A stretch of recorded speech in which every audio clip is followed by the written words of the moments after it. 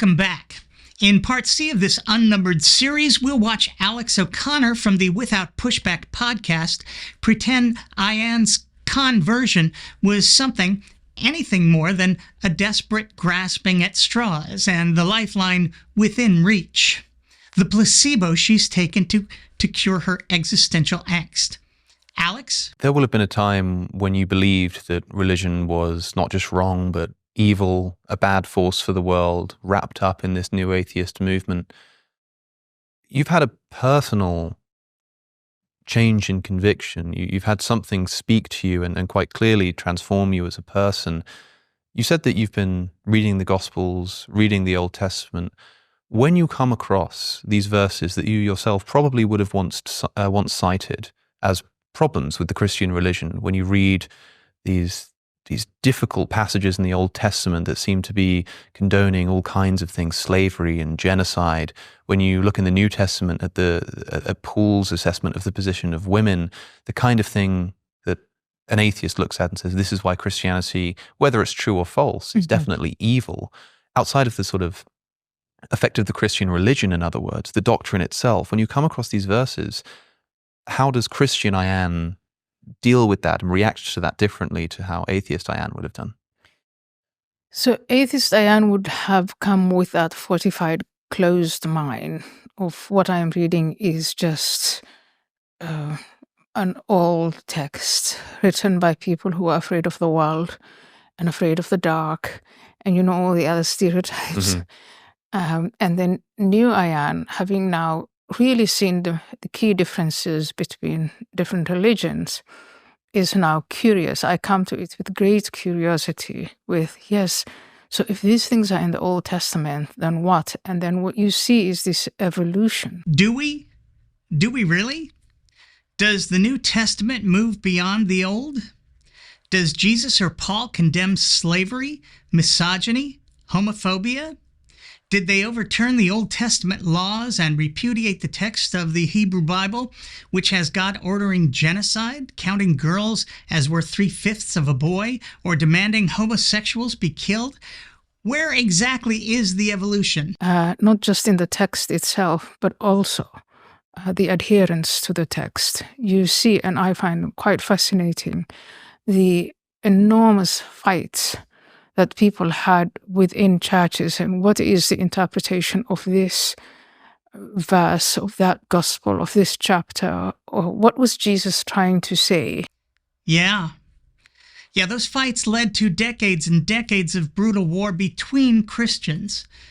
Some Christian groups were wiped out entirely by other Christian groups. And your all-loving God, Ayaan, who brings you so much comfort and peace, just stood by watching, never stepping in to clarify a single thing or make his will known. But it's so much worse than that, isn't it? Because your Jesus was the incarnation of an all-knowing, all-powerful, all-loving super being who lived among us, knowing and living our plight. He even knew that his holy book would lead to that kind of death and destruction in the future. And yet he did nothing while he was here to make sure that his will was clearly communicated. Nor did he come out against slavery, misogyny, genocide, etc. while he was here with us, despite knowing exactly what was coming in the future of the Christian West. Jesus even forgot to leave us a single eyewitness to his life, death, and resurrection, the only events in the 13.8 billion year history of space-time which have any real meaning or lasting value, and in which we must all believe to be saved, lest we end up in a place of eternal torment. That's forever. Is this what you choose to believe, Ayaan? Are we really supposed to believe that this is what unbridled curiosity and an open mind will get you? That's just bullshit. Come on. Look, if this is the kind of thing you need to hold on, to soothe your existential angst and pull yourself out of the pit of deep, dark despair you found yourself in, Hitch love you. I want you to have as much of that as you need. But please don't, for a second, try to tell us that this is what open-minded curiosity gets you.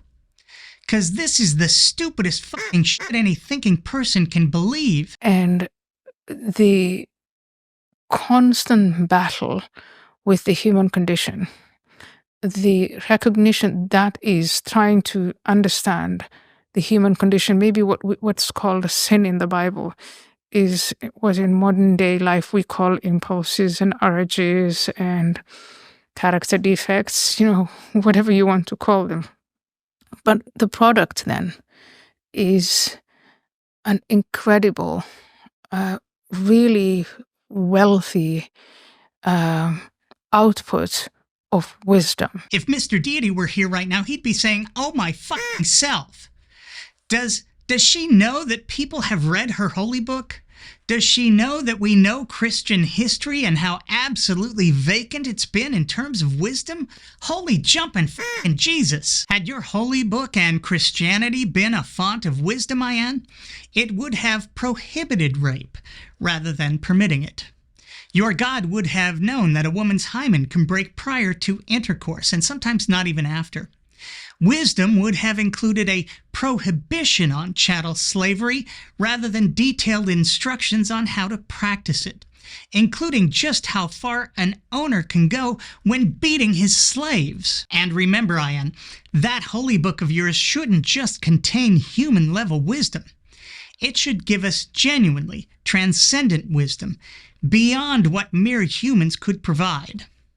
Instead, your book of wisdom was trounced by a bunch of morally evolved apes who gave us the ideals of the Enlightenment, which you've now mistaken for Christian doctrine. Holy Hitchens, the ignorance is just unbearable. What is it that you find in the Bible that you would also find as a result of that kind of therapy? One thing that therapists insist on when you come from a very damaged background in childhood like I did is this lack of being loved and the fear of abandonment and rejection. And now reading the message of Jesus, it's this abundant love. God gave you life and he loves you, and his life is unconditional, it's an infinite. I think, is it John 12? And when I read that now, part of me thinks again, processing this with a number of other patients or a number of other broken people, I think, you guys, you got this for free. I mean, it's like, it's in your culture. You could have just gone to church. Okay, this is now officially embarrassing.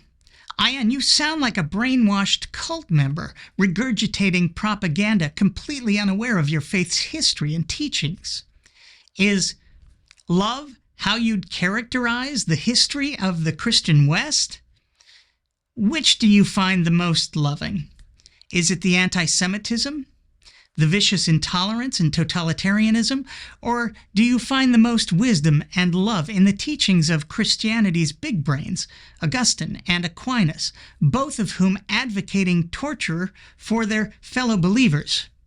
Should they not believe the exact, quite right thing? Maybe you find it most loving that God created a world he knew with perfect foreknowledge would be filled with evil and suffering, into which he would force sentient beings without their consent.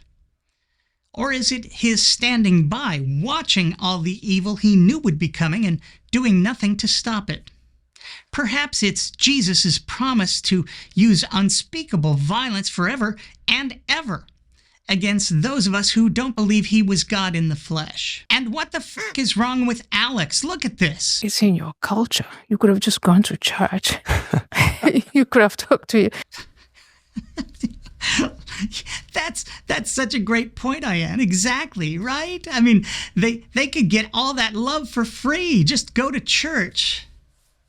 Come on, mate. Where's your A game? For Hitchens' sake. Because when I was growing up, my idea of God was not a God who loved you unconditionally and infinitely.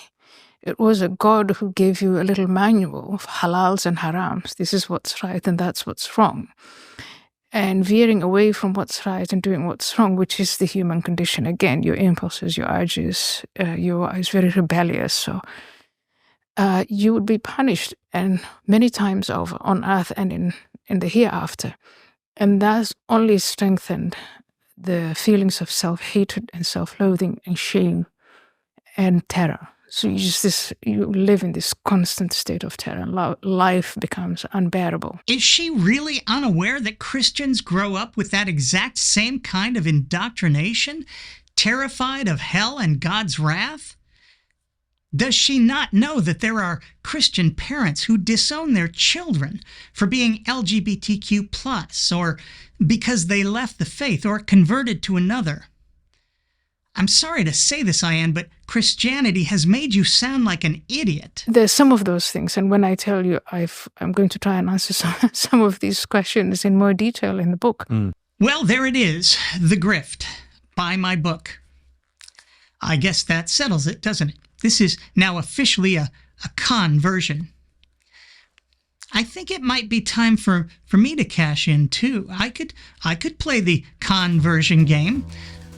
I've had my integrity for a long time now, and what has it gotten me?